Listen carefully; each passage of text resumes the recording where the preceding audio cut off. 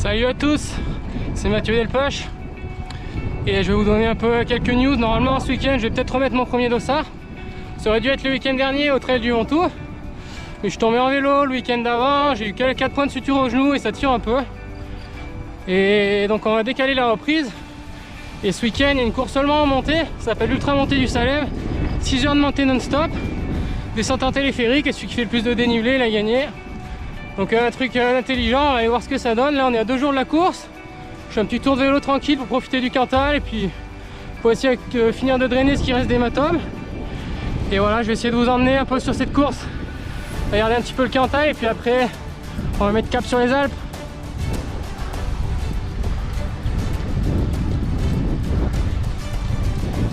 Allez, let's go!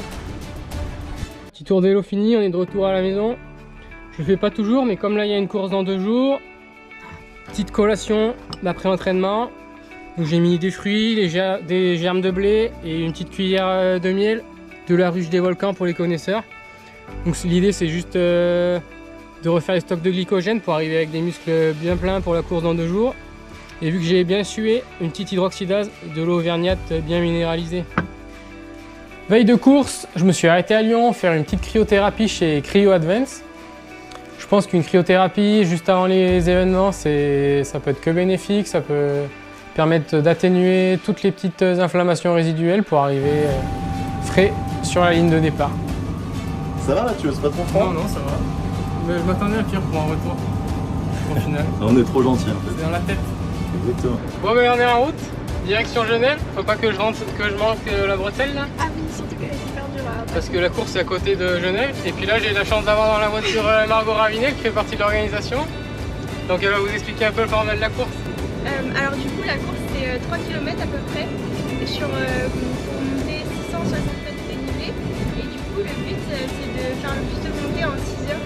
Donc ils partiront à 10 heures et ils s'arrêteront de monter à 16 heures. Et ils redescendent en téléphérique. Et l'année dernière le meilleur il en a fait 8. Donc Mathieu il en fera 12. 12 Ouais. Si j'en fais 12, je gagne 10 000 €. Oui c'est vrai. Non, l'objectif c'est d'en faire 8 et puis c'est surtout de tester le genou, tester la forme et puis on va bien voir ce que ça donne, ça fait un plaisir. Ouais. Bonne course alors Mathieu. Merci.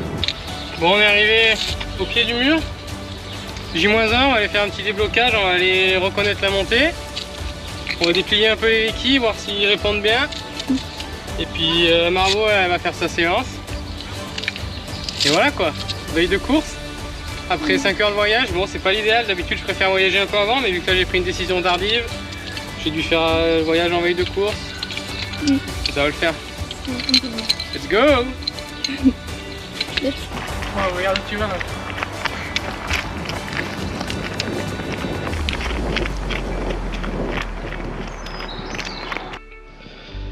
Et voilà, reco terminé. Je suis monté à une 40aine de minutes. Les jambes me répondent bien. Le genou, ouais, c'est pas ouf, mais bon, on verra demain. Regardez la vue. Comme une belle vue sur le lac Léman. Veille de course, j'ai aussi bu une bouteille de Ceinture, donc une eau qui est bien minéralisée et qui est aussi assez salée. En fait, l'idée c'est d'essayer de faire un tout petit peu de rétention d'eau. Ça peut être que bénéfique d'avoir un petit peu trop d'eau quand on sait qu'on va suer toute la journée. Allez, on va suer.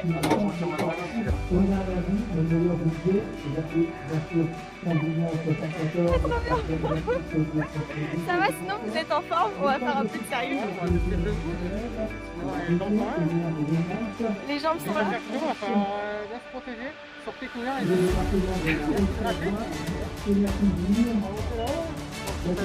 Ouais.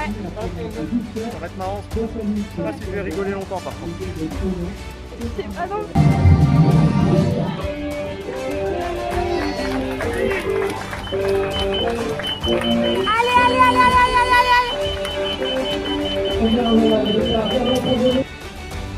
Première montée, il y a toujours des gars qui sont partis à bloc. Thomas Rosé et Benoît Gandolfi qui sont vraiment partis fort. J'avais prévu d'arriver en 31, 32 et d'essayer d'être régulier, mais même en essayant de me restreindre, vu que j'avais pas trop de repères dans la montée, je suis arrivé en 29 minutes.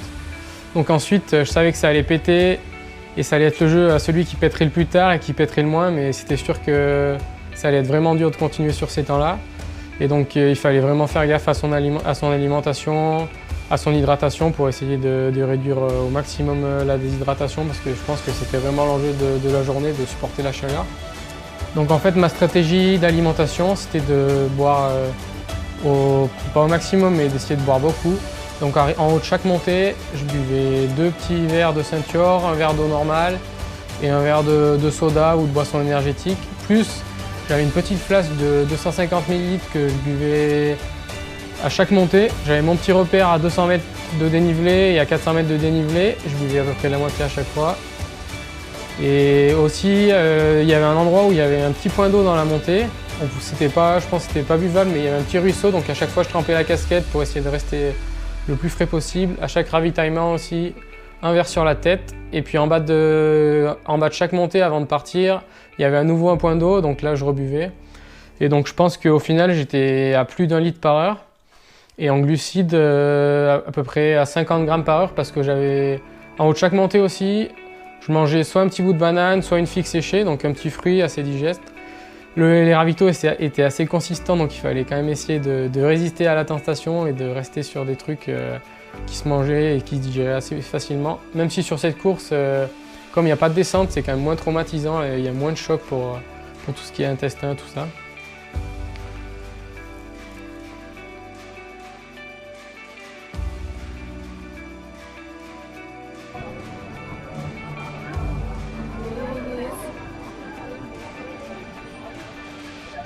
Au final, à partir de la 4e montée, j'ai commencé à me détacher, à prendre les devants et je savais que ça allait être une course un peu contre moi-même désormais. Essayer de ne pas craquer, de ne pas exploser, de faire des montées à 40 minutes. Et à chaque fois, j'ai perdu un peu de temps. Donc ceux qui veulent voir les chronos, je vais vous le mettre à l'écran, vous pouvez faire pause. Si vous voulez analyser les montées, vous allez voir qu'à chaque fois, j'ai pris un petit peu plus de temps.